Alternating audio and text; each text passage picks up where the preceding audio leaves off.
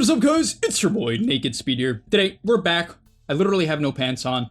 It's a crazy day. I mean, it's getting nice outside. The weather is finally quite good.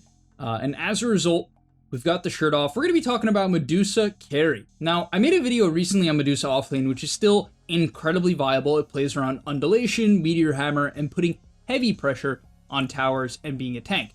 However, Medusa carry is one of the highest win rate carries of the patch. If you watched my carry tier list yesterday, you know I put it in the S tier.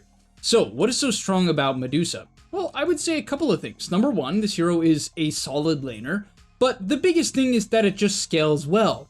What's really funny is that the item build that I theory crafted, or thought would be good a long time ago, has finally become popular. Now, the exact build I thought would be good was going to be undulation carry Medusa, but I think the main reason why people are going venomous volley carry Medusa is just because of the fact that, well, you need Yasha, you're gonna buy Manta, and if you're undulation, you literally don't get movement speed from Yasha or treads, and as a result, it doesn't feel the best. I do believe undulation Mjolnir Rush Medusa is still good, however, people aren't doing it yet. So the build we're gonna be looking at here today is going to be a Manta into Mjolnir into Ags. This is good because of the fact that your Ags makes it where on-hit effects apply to the secondary attacks from Split Shot and increases the arrow count.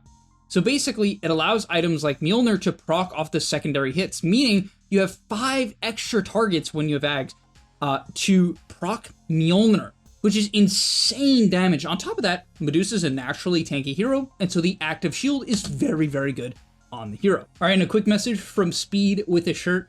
Today is my girlfriend's birthday. So if you guys could wish her a happy birthday and tell her how amazing she is, I'm sure she would really appreciate it. She watches almost every single video. I think she's watched almost every video since we started dating. So she's amazing. She supports us as a community. She loves you guys. And she actually reads most of the comments of the videos. So just keep in mind, a woman is watching what you guys type. All right, just keep that in mind. But let's get back on the point. Happy birthday, Zoe. All right, let's get to the video. Let's quickly talk about the laning stage, the items, and so on and so forth.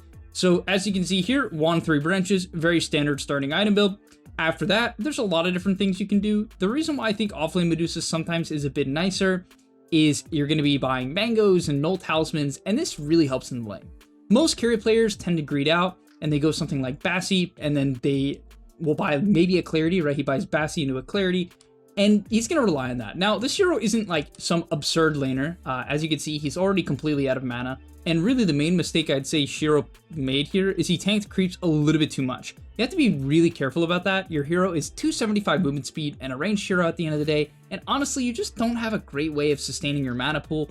So most of the time, don't be overly aggressive in the early levels. Your aggression is truly going to come when you have the next point in Snake. In terms of his next items, he picks up a Band of Elven Skin and a Gloves of Haste. If the lane is going to be difficult, you can replace one of them with Boots. After that, in terms of skill build, you're going to be going 1-2-1, basically every single lane. Sometimes, if you have really good kill setup or really good E setup in your lane, you can opt to skill the second point of Gorgon's Grasp, as it is a major damage increase. However, I wouldn't do it in most games. I would say the points in Q are just a little bit too important. He's going to put the third point in W now, as he continues to play the lane. And the main thing you should do for the first 10 minutes is really just play your lane for as long as possible. If the wave pushes up, pull the small camp. Other than that, you're just going to continue to push in the wave. At level 3 Snake, you one-shot the range creep, right? And so you can just kind of one-shot the range creep, aggro the melees, kill it off, rinse, repeat. If the enemy offlaner lets you hit them with the Snake while you're pushing in the wave, great as well. But yeah, the Medusa, very straightforward gameplay. Push and wave off to the other camps, which he could farm at the same time, as you'll see him do here. Can snake that camp. Yep, that camp has mana in all 3 of the creeps. And that's just something you have to learn. You have to learn which camps have mana in all of the creeps. Once you learn that, you'll know which camps to snake and which not. For instance, like, are there bruisers here? Yeah, so these bruisers, like 2 of them don't have mana. So it's very rare where you want to snake this camp. It doesn't feel very good at all. You don't get a lot of mana back. The next thing you can do on either side is you can actually stack this camp. It's a lot more efficient on Dire, however, as the camp is a lot closer. On Radiant, it's just a bit more of a trek over. As a result, you do it a lot less, but yeah, definitely on Dire, you can kind of come over to this camp on the minute mark, stack it and farm it, and it's very, very efficient. So yeah, for skill build, he's now got max Q after 3 points in the W. You can hold a point. I am a fan of holding a point for Stone Gaze. I would say, again, if you feel like there's no pressure for whatever reason, just skill up your Q. However, it is really great to have the ability to click Stone Gaze defensively. The only problem with Stone Gaze is it costs 200 mana, right? It is a very mana intensive ability, and so it kind of just kills you. You have to look at it as an HP sacrifice, so you got to use it very early to disengage. If you use it when you're already low, it actually might kill you in some situations, so just keep that in mind. It's also why a lot of players tend to skip it. Okay, so he gets kicked out of his lane around minute 12, but that's fine. Once you have Yasha and max Q, you farm very quickly in the jungle. To no one's surprise, this is classic Medusa gameplay, as he'll make his way over to the triangle and begin to farm up a stack. Even if there's no stack, it's reasonably efficient. The nice thing about Ancients is almost every single Ancient, if not all of them, have a mana pool. So it's very, very easy to snake it, kind of stay high mana as long as you kite the camp to the outside and don't just tank. So the next step to playing a very strong Medusa is Manta style usage. Basically, you want to use it very late into the minute. So what I mean by that is, for instance, right here, he pushes out the top wave, and you would think, oh, he's going to Manta the next creep wave. The problem is, it's not spawning for a second, and Manta styles last for only 18 seconds, right? It's very short, ever since they nerfed the item. And so, yeah, you need to be very, very careful. Don't just kind of like insta-click the item. Make sure you wait a little bit, right? He spawns them at 1508 here, and that's going to allow the illusions to get up the lane and clear out the wave as they barely kill it. That was close. So you want to wait till around, 1508, 1509, 1510, right? To spawn the Mantis as he clears through the jungle. And yeah, from there, guys, I really wouldn't overcomplicate the hero. Generally, you don't want to join fights for a very long time. In terms of the talent tree, he skipped his level 10 talent completely. At level 15, you take 8% split shot modifier, or split shot damage, right? Which makes sense. You're carrying Medusa, you just want more damage. And now he's going to pick up a Mjolnir. He actually opts to buy the Hyperstone first, which I find to be a little bit weird. It's totally fine to buy the Mithril Hammer. That's what I would generally suggest, as it works better with split shot than something like Javelin. Or you can even just buy the Gloves of Haste, right? The Gloves of Haste is very efficient on this hero. So I don't know why he decided to do it this way. I don't actually think it's good, but whatever. Okay, and I'm dead serious when I say the first fight that this guy joins is a Power Rune fight at minute 20, and it's on his Mjolnir timing. Other than that, he is 0-1 and 0, just cycling the jungle. His only death was First Blood in the laning stage. Other than that, yeah, he is just farming it up, playing for his later timing, and you want to do the same thing. Again, the only fights you really want to show up to are deep tower dives, where you can kind of clean up a cheeky little kill, and it's naturally part of your farming rotation. You don't really want to TP around the map. You shouldn't grief your farming pattern, to help out teammates that are whining and stuff like that. You should be playing for your later timing. Ags truly is the timing. However, Mjolnir is solid as well. It's definitely the point of the game where, he clicks pretty hard. His mud kicking misses the split shot, unfortunately. But yeah, he's starting to hit very, very, very hard. With the Mjolnir, you just have a lot of attack speed and a lot of damage. All right, so we got our Ags. Now let's talk about and show why this is so cool. But before I do that, I do want to mention he actually maxed his ult and skilled up the 10% Stone Gaze bonus physical damage, which I don't mind. However, I found it a little bit weird. I will admit, I kind of just prefer the idea of just like taking 1 point E, 1 point Stone Gaze, and then maxing stats. This is just one of those heroes that gets incredible value out of stats. So I kind of prefer that, right? Just skip the 10 talent, put 1 point in the ult, 1 point in the E, and leave it at that. But whatever, he's opting for this route. So he joins the fight, and now what's so cool about this version of Medusa is he drops the Stone Gaze, he's gonna get really aggressive with this Stone Gaze, kind of just pushing everyone away, forcing them outside. He has to kite out on the end of Stone Gaze, right? You don't want to get overcommitted, as this looks a little weird, but here's a cool matchup, right? So he's against this Brewmaster, and every time he's hitting this Brewlings, every attack has the chance to proc Maelstrom. So it's almost a guarantee, right? 20% chance. So if you're hitting 5 units, which he almost definitely is here, then he's going to be proccing Maelstrom on every single attack, which is insanely high DPS. Look at the TA try to kill him. Man, TA, I've heard people tell me TA is a good matchup against Medusa. I really don't think it is. Medusa, so you guys can know, is not affected by armor reduction or magic resist reduction. Like AA, W, Desolator, Meld from TA just do not work. It's just how the hero works. Armor literally means nothing. That's why you would never buy an armor item on Medusa.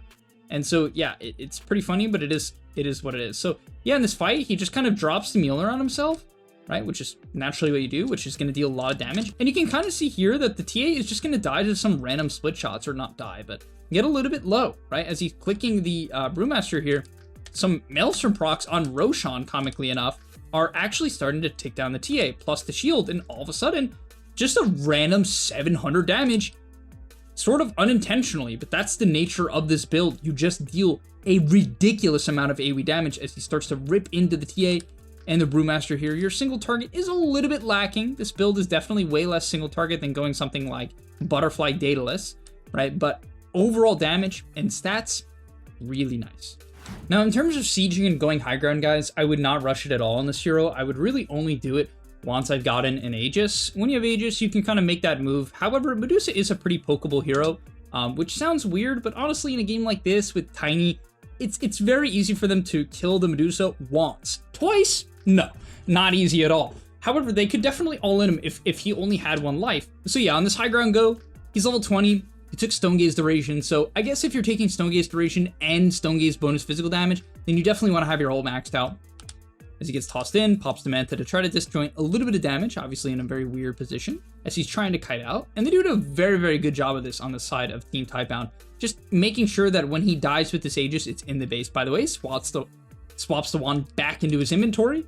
Very important, gets tossed in, and things are looking a little bit weird, but he barely gets a Stone Gaze off, which was a pretty big mistake from the side of Extreme Gaming, as now they have to completely disengage, and they've kind of blown their load, one might say, on the Medusa, and they're able to get the job done. So I wouldn't even say he did really a lot of damage there. He definitely did not. That is why you should not go high ground without Aegis on this hero. And for your next item, another reason why I love this Aghanim Scepter Mjolnir build, it has a very natural transition with Skadi. Skadi on Medusa typically only procs on the main hit, right? Everyone getting hit by Split Shot will not get affected by Skadi. With Ags, that is the case. They will all get affected by Skadi. And so your teamfight presence, your frontline presence is just nasty, right? Absolutely nasty, as random supports that you're not even targeting will get hit by the Skadi. And one of the coolest parts about this version of Medusa is how fast you farm. Obviously, this hero already farms fast, but for instance, look at this mid-wave, right? When you shoot, you're guaranteed to proc, and so it's just like a billion Maelstrom procs. And just another example is like this mid-wave, you know, like... It's just so much damage. Most of it is from your right clicks, but the procs really do add up super, super fast. As we're back onto the high ground, TA's dead, so he's got to be a little bit careful. You know, the Wind Ranger's showing top. He definitely has to be a little scared here. It's another reason why I think if you're trying to end the game and you have a really strong lead on this hero, I would suggest buying a Hurricane Pike. He bought an MKB, which makes sense. He actually kind of lacks a damage item, so it's another one of those proc items that has incredible synergy with the Ags. So it makes sense why he's buying it. He's also against Brewmaster, which is one of the highest evasion heroes in the game.